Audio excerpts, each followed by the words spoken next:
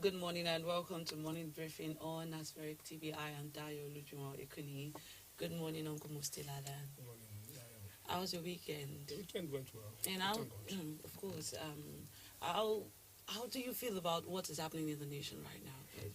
It's heartbreaking. It's troubling. I think it's rather fearful to me because each night I want to go to sleep, I just feel like nowhere is safe anymore. No, it's Nowhere. At least we are seeing what is happening. It's let's say it's a wake-up call on the government or the authorities to do more. Understand? Because they need to assure Nigerians that look, you are safe. But as it is now, nobody believes where will be the next target.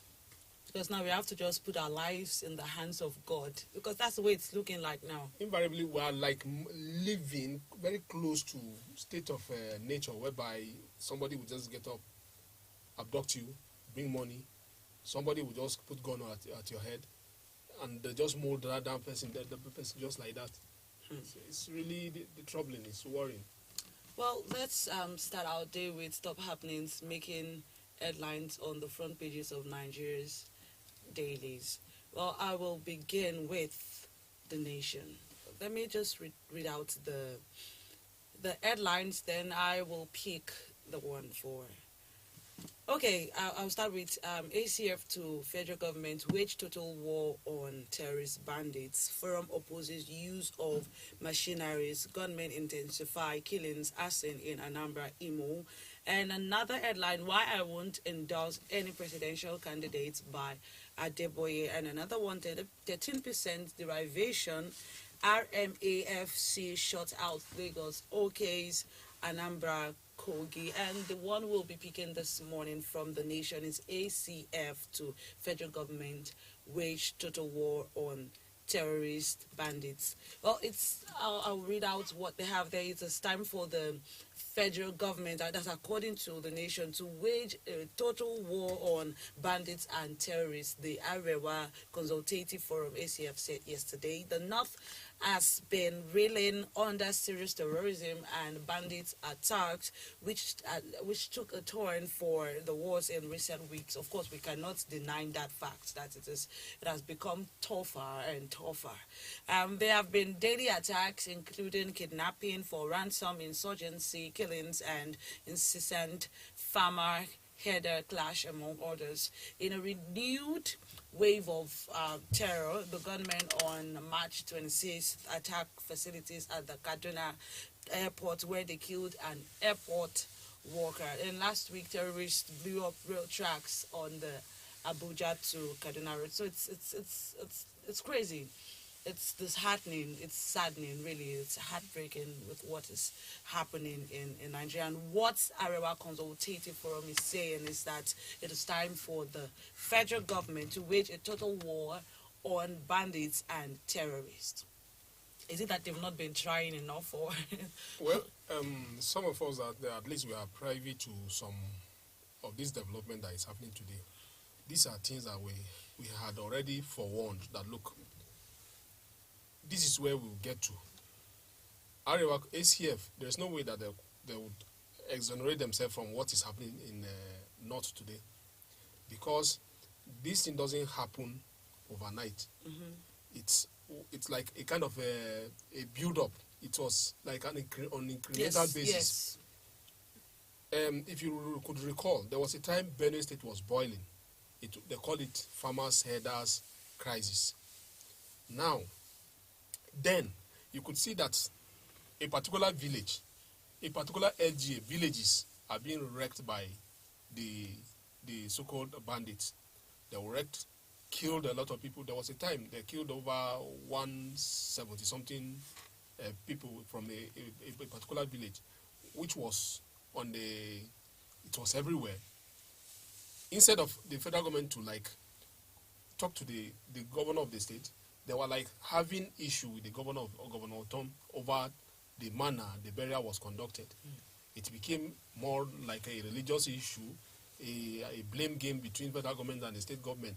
And the federal government was trying all they could do to incriminate the state government to the extent that they now allege that a certain figure, Ghana, and one other Alhaji Tashuku, that the state government hired them to be doing the terrorism, whereas it was a bandit that they were doing.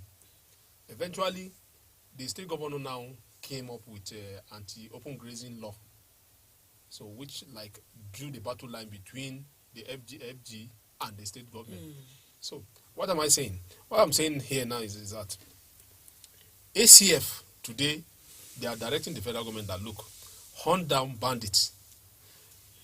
Dayo, this thing doesn't happen overnight. It's like when you have a baby, and that baby, one day, he will just say, Mommy, look at your mouth. When you don't stop her at that time, tomorrow now, when you take her out, maybe for a function outside where you have some other persons, that baby will call you by your name and say, Dayo, you are stupid. You understand? Is it at that particular point that you now start blaming the baby? When at the time that when you are supposed to scold her, you refuse to scold her, and she now grew up with it. So you now see that the bandits today, they have outgrown that level to the extent that they are now lost into their own hand. Within Nigeria, they are like a sovereign on their own. They levy people, levy communities to say, look, if you don't pay social amount of money, we are coming to abduct you, and they will do it.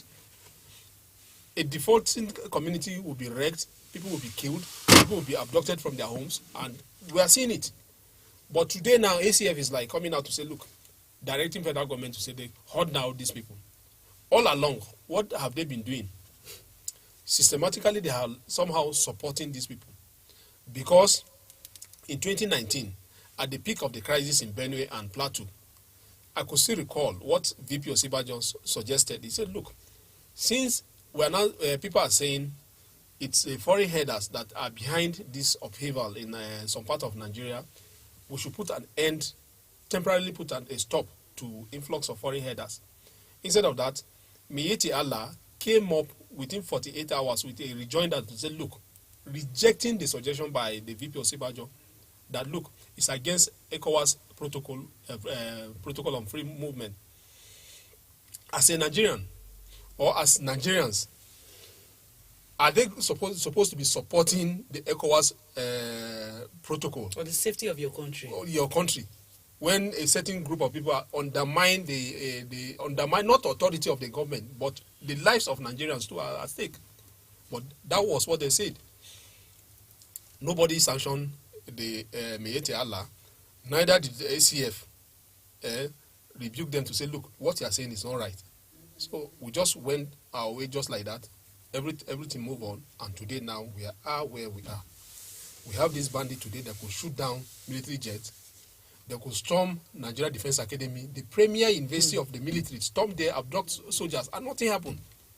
So now that, all along, when it became so tough for the Abuja-Kaduna route, that is the expressway, now people now take to the train. So now the train is no longer safe. Since that attack on 28, that train is no longer safe, and that is why you are now seeing ACF now coming out with this statement. Otherwise, they have not been saying anything all along. Well, let's move to Vanguard. Why I'm leading Yahaya Bello's campaign organization says Afsat Abiola and Buhari salutes Oshomole at 70. Train attacks, insecurity has overwhelmed Buhari's government, says Obasanjo. Sorry about that. Train attacks, 21 passengers still missing, 7 coaches recovered, 10 killed in Plateau community during festival.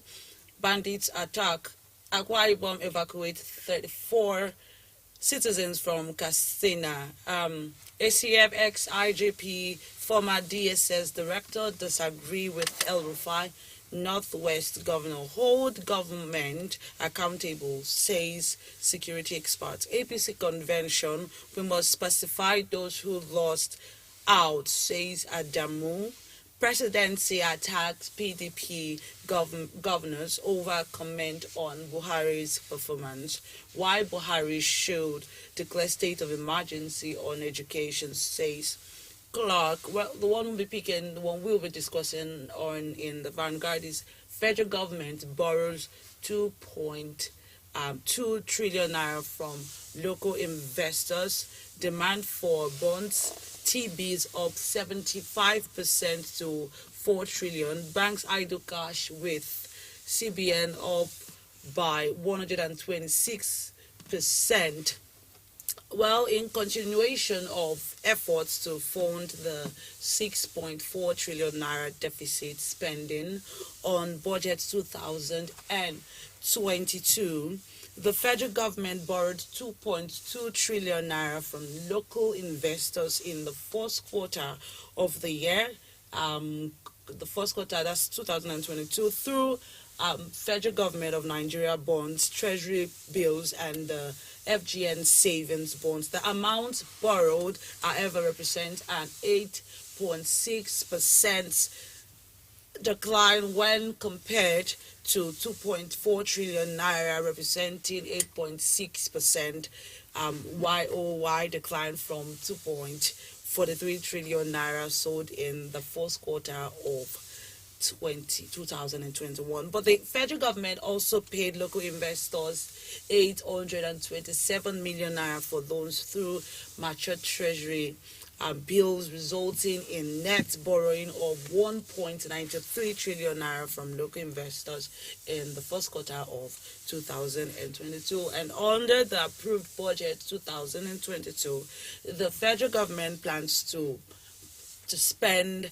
17.1 trillion naira with projected revenue of 10.7 trillion naira and fresh borrowing of 6.4 trillion naira to be financed by foreign borrowings of 2.57 trillion naira, domestic borrowings of 2.57 trillion naira, privatization proceeds of 90.77 billion naira, and multilateral and bilateral loan drawn downs of 1.16 trillion naira. When I get about borrowing, the way my heart shifts, it's incredible. Yeah, it's only when even as an individual, when you borrow money, you, no matter the duration they gave you to say, okay, you are going to pay back the money, certainly you'll be worried. Yes. So that is how a nation is supposed to be worried too. It's just that unfortunate that, look, the kind of people we have at the corridors of power, they don't care. They keep on borrowing and piling, borrow, to the extent that, look, it will come to a point whereby we won't be able to service this debt.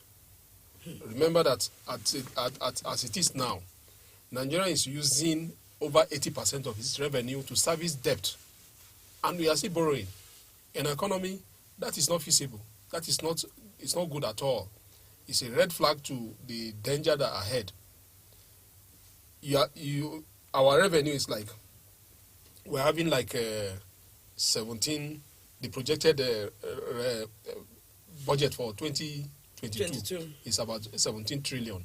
Out of this 17 trillion, government, the source of funding this, the government is relying on borrowing to fund the budget. You understand? Because of, we call it the budget deficit. So, government is relying on that. And don't forget that this is at a time whereby Nigeria is spending over 60% or 80% of its revenue to service debt. It means on every 100 naira, we are spending like 90 naira out of 100 naira to service debt. It's only 10 naira that is being chunked into capital project or recurrent expenditures. So it's disturbing. Now they are talking about borrowing from investors. There was a time that they borrowed from pension fund. The federal government dipped its hand into the pension fund. That is the fund that's supposed to pay pensioners, retired citizens from work, that retired senior citizens that have retired from work. Government is now going to borrow from the pool of fund. You understand? They're supposed to pay their pension. Government borrowed from there, dip its hand in there, and now they are borrowing from investors. It means we are running from pillar to post to generate, to gather money, to pay debts. The debt. So which is, it's not good. It will come to a time whereby Nigeria won't be able to pay that debt, to service the debt, and then the implication with about it is that IMF and other lenders will come up with conditions whereby we must comply. For instance, now they are telling us that, look, deregulate your oil industry, remove subsidy, do this, do that, and federal government is reluctant to comply. But when it comes to a time whereby Nigeria is unable to pay that, whether we like it or not, whatever condition they gave us, we are going to follow it. So that is the implication behind unable to pay that. And then there is this aspect of other borrowing, the Chinese Belt and Road Initiative. The Chinese Belt and Road Initiative entails that, look, Chinese will bring their fund. They will bring their technical know-how. They will build this infrastructure. Then they will manage it for so year. Then they will recoup their money before they hand it over to Nigeria. And the counterpart funding that's supposed to come from Nigeria, if Nigerian government is unable to pay it, they will take over that particular project. Once they take it over, that is, it means Nigeria doesn't have control over it again until they recoup their money before they hand it over to us. And in that case, nobody will know how it's being run. So I share your feeling when you say you are afraid. Every Nigerian is supposed to be afraid of the future, because it will come to that future. That's time that we are talking about now. That time will come whereby, if we are unable to pay and service the debt, it means we'll lose control of our economy. The naira will continue to fall to the extent that nobody will be able to salvage it. And when naira fall, we're talking about inflation. So it's disturbing. I think federal government need to look inward. Aside this borrowing, what else can we live on? They should begin to think about that. Well, let's talk about this day right now. Buhari, Osibajo, Obasanjo, Gbajabiamila, Sanwo-Olu, Abiodun, Gambari, Dangote salute Mama Otetola at 90. Another one, National Theatre attracting FDIs, ready November, says MFELN. PDP in dilemma over zoning, 37-member committee still divided, meets Thursday. 9 Southerners, 5 Northerners pick presidential nomination forms. And Soyinka Omosore's election as APC National Secretary as crippled probe of Bola Ige's murder. And this one will be talking about 184 train passengers unaccounted for as NRC confirmed safety of 170 others. Relatives report 21 passengers missing. IG patrols Abuja Kaduna Highway, deploys tactical squad drone. Military eliminates 100 terrorists in Zamfara, Kaduna, and Borno. Now let's dig into it right now. So, digging into the story, no fewer than 184 passengers of the ill-fated Kaduna-born train attack by terrorists last Monday are still unaccounted for, as the Nigerian Railway Corporation (NRC) yesterday confirmed the safety of 170 passengers. The corporation also stated that the train had only 362 validated passengers aboard, according to the train manifest, even though it said that the train has a capacity of 840 seats, with 8 passengers confirmed dead officially, while 170 were declared safe. A total of 184 passengers were still unaccounted for, according to the official records. NRC did not clarify if the 26 injured passengers were among the 170 declared safe. In a show of force, the Inspector General of police, Mr. Usman Baba, yesterday patrolled the entire 163-kilometer stretch of Abuja-Kaduna Expressway on the spot assessment of the security challenges in the area and to personally supervise the operational deployment of officers drawn from the police tactical squads to ensure the safety of travelers along the road. But it's still really, really, everything about today's news is just heartbreaking, and still heartbreaking because they have not been able to get the actual numbers of of people missing. It's not just about this train. Everything about Nigeria is heartbreaking. It's heartbreaking. Just the truth. It's heartbreaking. But I'm still going to go to it's in another newspaper that they already got an alert before now that they should not go through that rail line in the dark, in the night. But I'm still going to go there because it's in another newspaper. Government should caution all the agencies, all the authorities, all the people that matters to this thing. They should stop pointing this accusing finger.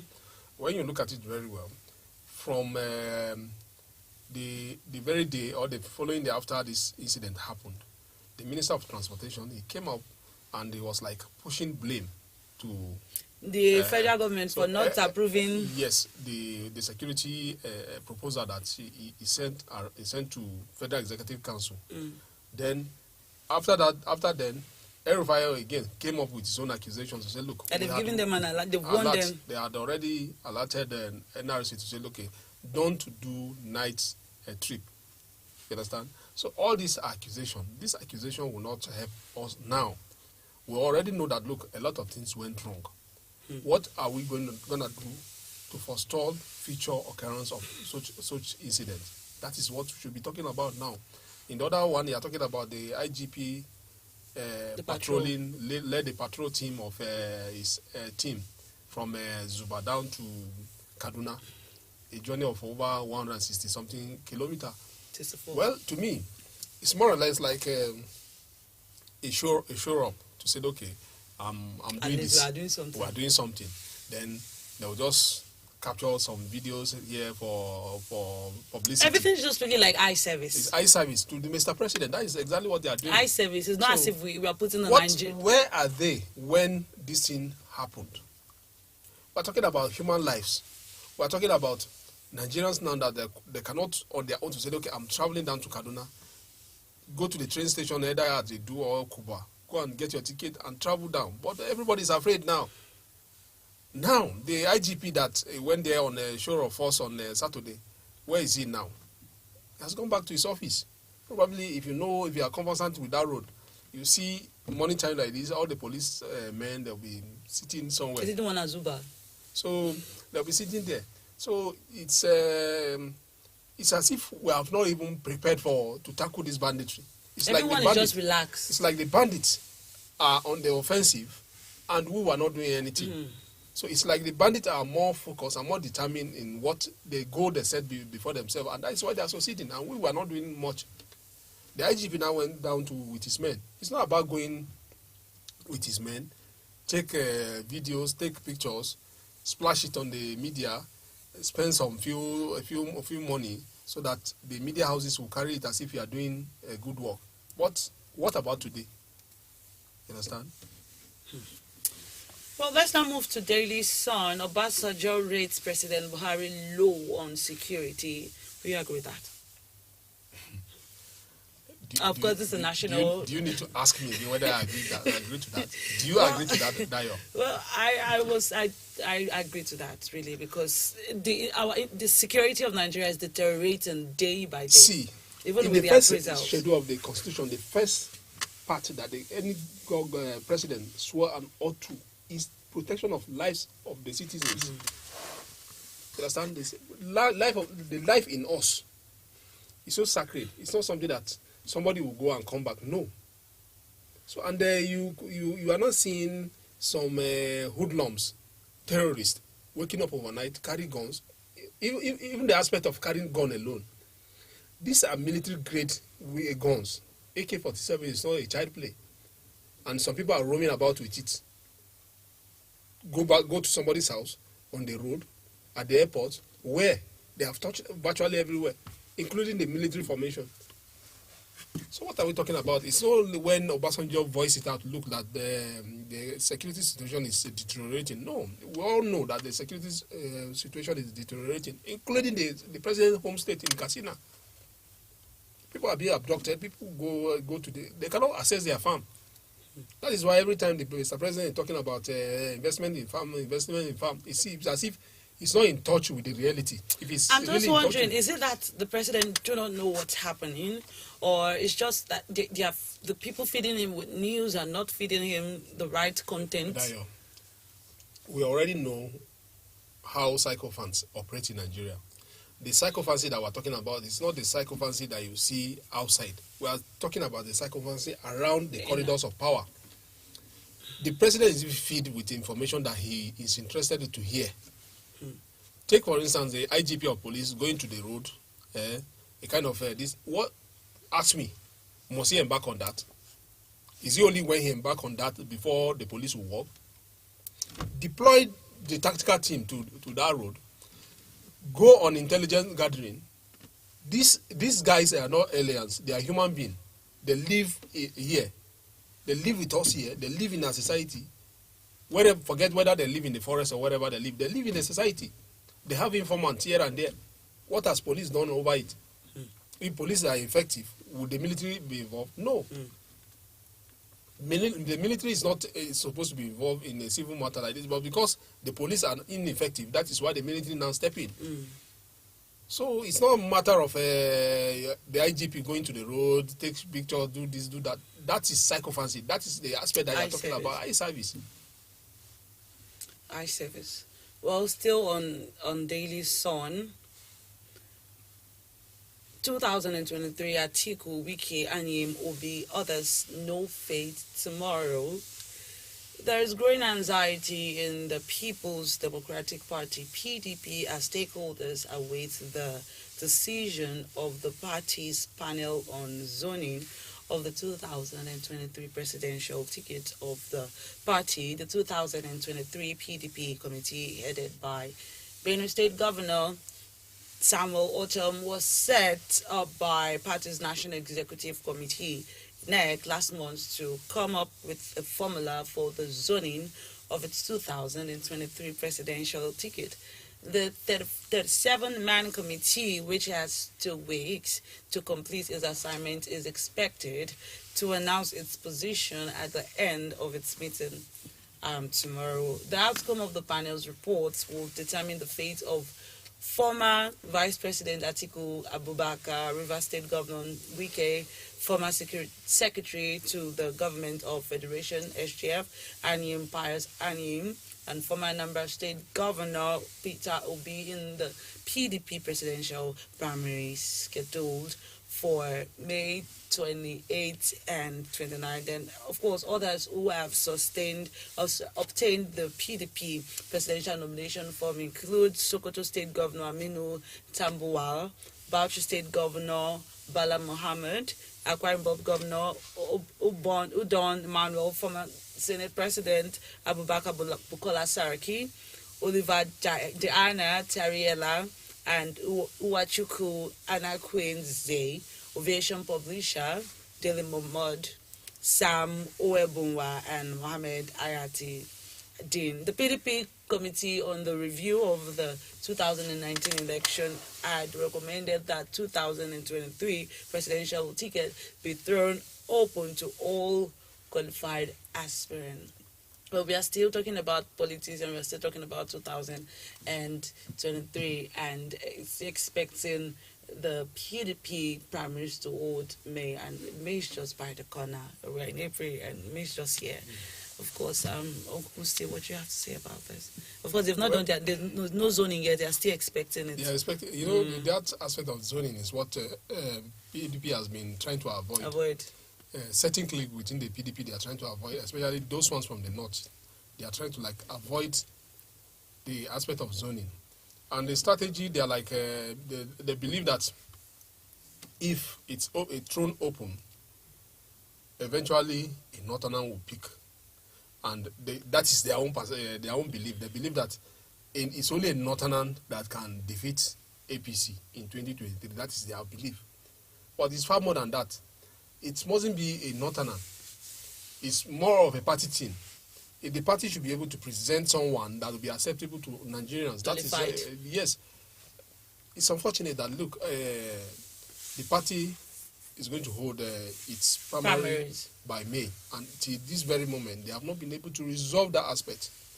So let's just watch out what will happen tomorrow and see what the PDP will come up with. But it's unfortunate. If Nigerians are shouting that, look, insecurity is high, if we are shouting that, look, the economy is biting too hard, if Nigerians are shouting that, look, the economy is not doing too well, the government is relying heavily on borrowing, and the same government will stand to canvass for our vote in 2023, and the main strongest opposition till this very moment have not been able to harmonize their differences and come up with only one voice. I don't see hope. The future is somehow bleak to me. If you ask me, I will tell you that the future is bleak, because if eventually APC still have their way in 2023, it means we are going to live for another 4 years with what we have now. 4 years or 8 years. Although we have tried a PDP before, if you want, we can make comparison between the PDP government that terminated in 2023 and the APC government. We have seen the good side of PDP, the bad side of PDP, and we are now seeing the good side of APC and the bad side of the APC too. We are in a better position to say, make comparison and draw a conclusion out of it. So, if you ask me, PDP, they are not prepared. It's like they did not prepare to be in the opposition camp up to now. By now, Nigerians are expecting them to say, okay, every politician should forget about selfish interests. But if you look at it very well, Atiku is going, Wike is going, Saraki is going. Almost all the governors. Almost all their governors, they are going. Who is going to be who are going to be the delegate, and who? So it's, everybody wants the high level. So it shows that they are not serious. You know, so they are sending wrong signal to Nigerians that look, they are not serious. They just have the power. VP Atiku should play that fatherly role within because almost everyone there, they are like his younger ones. So it's not a must that look until it's you. It should be a kingmaker. Pick up one young man from there. It can from anywhere within the party. Pick one young man and support him. I believe by the time they support, all speak with one voice, throw support behind one young man, at least someone that will be more presentable to Nigerians. At least Nigerians on their own too will say, okay, we have an alternative in APC. All we are looking for at the moment is an alternative to APC. APC is not like they have their own unity completely like that, but at least to me, the power of incumbency would give them an edge over PDP. So PDP, they're supposed to harmonize their differences by now. When we're talking about May is just around the corner. You are looking at it as if it's far. It's not far. Well, let's move to Punch. And PDP backs Obasanjo Adeboye's fear over killings 2023 elections. Those are the three majors. Former President Olusegun Obasanjo says the regime of President Muhammadu Buhari has been overwhelmed by insecurity, as evidenced by the bomb attack on a Kaduna bomb train last week. The former president said this at the Olusegun Obasanjo Presidential Library in Abeokuta, Ogun State, while receiving a People's Democratic Party presidential aspirant Dr. Ugochukwu Williams and his team. This is just as the General Overseer of the Redeemed Christian Church of God, Pastor Enoch Adeboye, expressed shock over the bombing of the train. 8 persons were confirmed dead in the attack, while 184 are still unaccounted for. Reacting to the incident, Obasanjo said the developments had shown that Nigerians were not safe. Of course, we are not safe anywhere, whether on the road, in the train, or at the airport. Adding that the country was in a very serious situation. He expressed concern that Nigerians are no longer safe on the road, in the train, and at the airport, and called for concerted efforts by stakeholders to stem the tide of insecurity in the country. And in the aspect of Pastor E.A. Adeboye said, and I quote, "I am not sure if 2023 election will hold," says RCCG General Overseer. He laments over crude oil theft. On his part, Adeboye said he was still unsure if the 2023 general elections will take place, stressing that there were myriads of issues that were of interest to God concerning the country that than to be fixed on an activity scheduled for about a year's time. He said this on Sunday shortly after preaching on the topic "Waiting Without Wasting" during his monthly telecast. I'll quote him again. Said, "Talking about myself, as I'm standing before you, I still don't know whether or not there will be elections next year. The last time there was an election, God spoke to me in June. I don't know yet about 2023. Adeboye lamented also about the security challenges bedeviling Kaduna State and the financial issues of the country, warning that generations unborn might bear the consequences if not tackled. I think amongst everything I've been reading since, this is what I've been able to pick. Like, generations get unborn. If things are not well done right now, they will have to suffer for it. Because definitely we will go. They will have to suffer the debt if it's not being tackled right now. They will suffer the debt. They will keep paying the debt if it's not tackled. No. Just like what we have said before. Then you talk about the insecurity. Everything, in fact, everything that we're talking now is all about. It's either insecurity, it's the bad economy, the insecurity, bad economy, poverty, and the rest. I mean, don't forget that. Look, Pastor Enoch Adeboye, he rarely speak. When he speak, he doesn't criticize. In his own case, he played out fatherly role, and as well as a spiritual role. Whatever he see, he will now embark on prayers, and he will encourage his followers to say, "Okay, let's pray." But this is the first time that he's bearing his concern regarding what is happening in Nigeria. I know a lot of people, they don't care, they don't bother about the aspect of borrowing. That aspect is something that everyone is supposed to be concerned about. It means when you borrow, just like we said before, when you borrowed to a certain degree and you are unable to pay, you lose total control of your economy. And that is why you are seeing Baba Adeboye now complaining. It will come to that time whereby if you have like 1 million naira in your account, that 1 million naira can only give you only $100. Is that what we want? Don't forget that Nigeria is a consumer nation. Virtually everything that we use here, we import. Apart from the crude oil, apart from the crude oil that we export.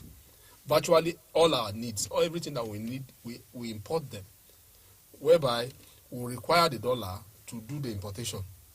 You understand? So a situation will come whereby if we are unable to pay and service our debt, we'll lose control of our economy. We don't have any absolute control of our economy. What the lenders will detect what they want us to do, including devaluing our naira. It means that the naira will be devalued to a certain level whereby it will become like a rubbish, whereby the inflation will be high, the naira will be devalued. So is that what we want? So if we don't want it, time is now that the government must sit up and think about alternative ways to come out of this. And the only alternative ways that we could come out of it is they are talking about agriculture. Agriculture is not something that overnight. When you are talking about it's not an overnight thing. And when you are even talking about agriculture today, it's only the agricultural belt is up north here, and we're talking about insecurity. Even the agriculture up north here is all about consuming. It's not about mechanized agriculture whereby we export our grains or we export maize, we export yam. No. All the farm here will consume it. So it's not like overnight thing. It needs a well-planned policy whereby government will now say, okay, these are the number of people that will go into farming. This is the number of yam that will produce per annum, produce this cassava. And it's not about only production. Once you produce and you don't have a thriving agro industry, whereby your primary product is being channeled to produce a secondary product, you are not getting anything. Take for instance like Cadbury. Cadbury, Cote d'Ivoire feed the largest producer of cocoa. They feed Cadbury with the raw material they need. That is cocoa. What Cadbury makes in a 6 months, it will take Ivory Coast like 3 years to make that as gain. So it's not about investing in agriculture whereby people will go to the farm and no. It's about converting your primary material, primary product to secondary finished good. That is where the money is, and we are not seeing that. Before you talk about that, you talk about power, energy. Is it the kind of dilapidated energy that we have here, whereby you see 1 hour you have light, the next no? A lot of companies are spending money on to alternative power source. This is what's supposed to come as their own profit, but it's going to power. So it needs a lot of work. Well, that's it for today on Morning Briefing Aspheric TV. Thank you everyone for staying with us. Please do not forget to subscribe to our YouTube channel and follow us on all our social media handles. I am Dayo Olujumoikuni. Thank you so much, Uncle Mustilala, Mr. Abdulmalik, Mustafa. God bless you, everyone, and have a wonderful day. Bye.